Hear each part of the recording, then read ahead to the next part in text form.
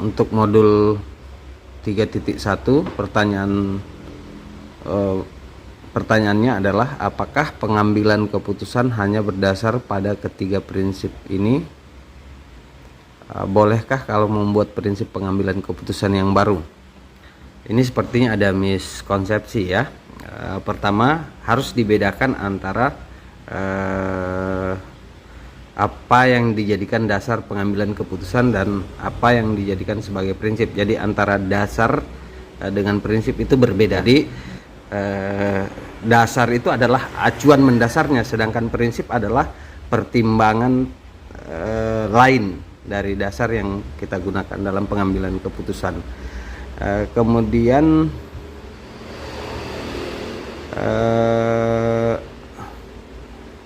dalam pengambilan keputusan itu juga perlu mempertimbangkan 9 langkah pengambilan keputusan untuk melihat apakah keputusan ini sudah menjadi keputusan yang terbaik dengan melalui tahap 9 langkah pengujiannya. Sedangkan untuk pertanyaan bolehkah membuat prinsip pengambilan keputusan yang baru, saya kira boleh saja sepanjang bisa dibuktikan secara teoritis. Tapi kalau hanya berdasarkan asumsi, berdasarkan pendapat saja dan tidak dibuktikan secara ilmiah bahwa bisa dijadikan sebagai prinsip atau dasar pengambilan keputusan, ya tidak boleh gitu. Saya kira seperti itu.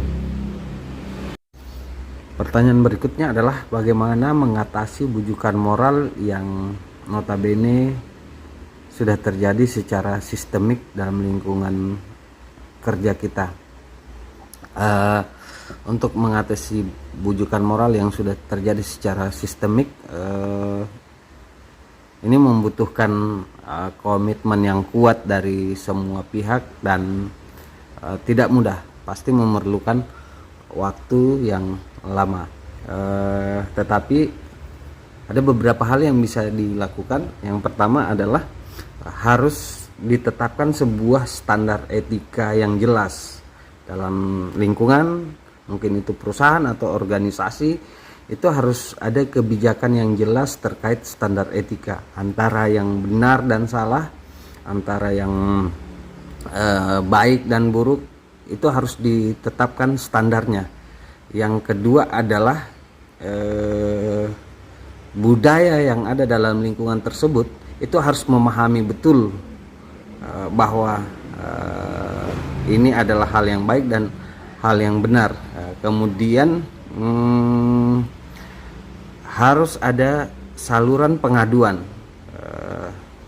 Jadi harus dipastikan bahwa ketika ada pihak-pihak yang melanggar standar etik, itu harus ada mekanisme pengaduannya, sehingga pelanggaran terhadap etika, pelanggar terhadap aturan-aturan yang telah ditetapkan itu jelas bisa diberikan sanksi atau tindak lanjut.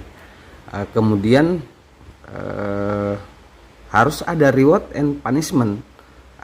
Reward bagi yang taat terhadap etika, standar etika, dan sanksi bagi yang melanggar etika. Dan yang paling penting adalah harus ada keseriusan dari pimpinan. Di semua level pimpinan itu harus memiliki komitmen yang jelas untuk komit dalam menegakkan standar etika yang telah ditetapkan. Pertanyaan berikutnya, dalam 9 langkah pengujian pengambilan keputusan, ketika kita telah menentukan siapa yang terlibat dalam situasi ini dan ternyata ketika ada klarifikasi, ada yang mengelak, tidak merasa ikut terlibat, apa yang harus kita lakukan? Saya kira kita harus kembali berpegang pada apa yang menjadi dasar pengambilan keputusannya. Selain itu, kita juga harus mempertimbangkan 3 prinsip pengambilan keputusan. Dan yang terakhir adalah kita melakukan pengujian 9 langkah pengujian pengambilan keputusan.